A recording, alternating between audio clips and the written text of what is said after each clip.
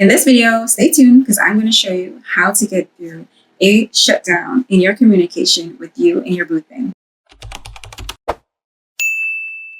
If you and your significant other have been in a place where you're absolutely tired of each other, you don't want to see each other right now, you don't want to communicate, you're just at a place of, can we just get through this stagnant communication, get through the huffy puffy attitude that I don't want to talk to you. Oh my gosh, not this again. Well, stay tuned. I'm going to provide 10 questions that you need to ask each other in order to move through this very difficult and uncomfortable phase in your communication. And I'm going to share with you as well things that you should avoid doing when this does happen in your relationship. Okay. I'm Anya, and I help couples overcome stagnant and misalignment in their relationship. I do this by helping couples improve their communication, finding better ways to resolve conflict, and deepen their emotional intimacy with each other. Okay, so I'm glad that you're here.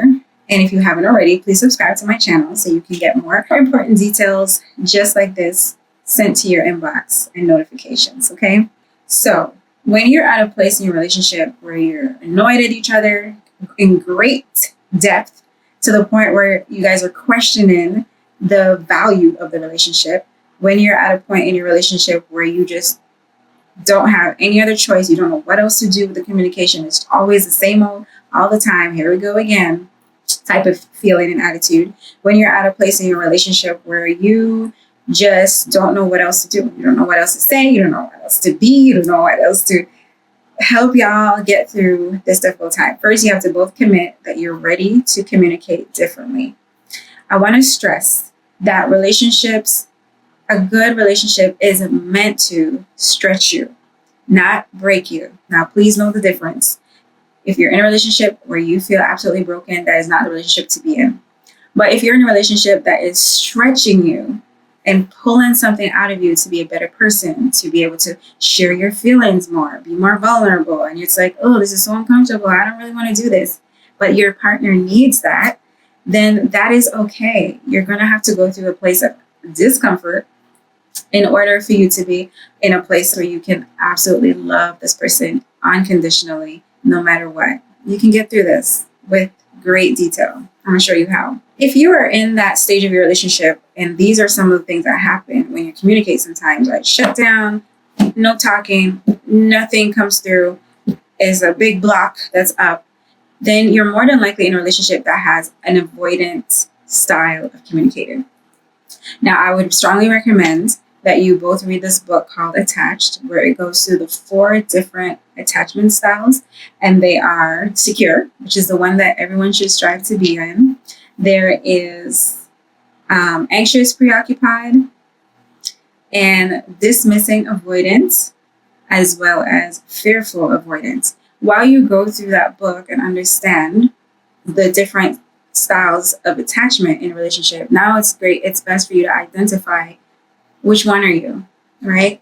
And talk it through with each other. Be vulnerable, open up about, hey, when I say these things to you, this is what I'm feeling. I'm feeling afraid. I feel like I can't communicate. I feel like I'm drowning. Like I feel like I'm walking on eggshells, right?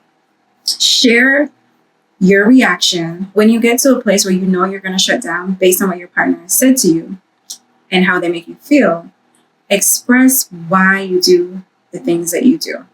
Okay? I want you guys to have honest conversation, and you can use the questions that I have down below in the description. So what not to do when you are at this phase of lack of communication, total shutdown, tired of this individual. So when you're at a place in your communication with your boo thing, and you guys are at high frustration with each other, the things that you don't want to do is mock your significant other.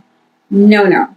So what I mean by that is you don't want to say things like, oh, are you going to cry now? Or, oh, are you hurt? Is your feelings hurt? Or, oh, here we go again. You're going to leave, or you're going to, shut down. Oh, same old. Are you going to do this again? Like, you don't want to get to that place where you are identifying what they are doing. They are fully aware of what they're doing, I would hope. They are a grown person. So you don't want to do that. You want to avoid that, because that's only going to irritate your significant other, get under their skin. And ultimately, that's not what you want. Why? Because when somebody is shutting down, when your partner is shutting down, that is also hurting you. And so when you are feeling pain, naturally, and that this doesn't go for everyone, but most of the time when somebody is hurt, they tend to project their hurt onto the other person. So there's two things happening at the same time, right? The person who is shutting down, who's being avoidant, and then the person who is trying to pull them out of that phase that they're going through in order for them to get to a better, in order for you to get to a better place in your relationship and to be normal again, like what your normal is, right? So avoid mocking your boo thing at all costs. So you don't want to mock them, and you don't want to make fun of them. And you also don't want to yell and get frustrated. Now, this is very important. You're frustrated because your partner is now choosing to shut off all communication. And it's not so you're not supposed to take it personal. I would encourage you not to take it personal. Think about this for a second.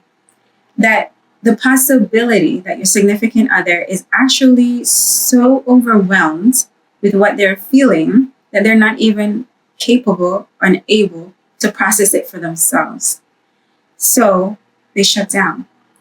And instead of you, the person that's supposed to love upon them and be their right hand and be their their support, right? Their closest support.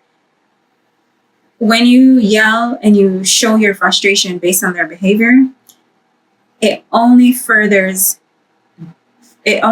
further for that disconnect to grow, right? It pushes them to be even more avoidant, more shut down because, all right, so I hope this is helpful in order for you to start being able to tackle the stagnant communication that's in your relationship.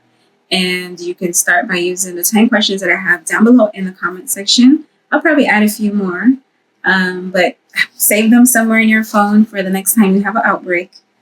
Remember my questions that I urge you to ask so desperately. And start off to feel awkward when you do try it, but you want to keep doing this over and over. Practice makes perfect, right? So they say. So put it to practice. And I'll see you until the next video. Kisses.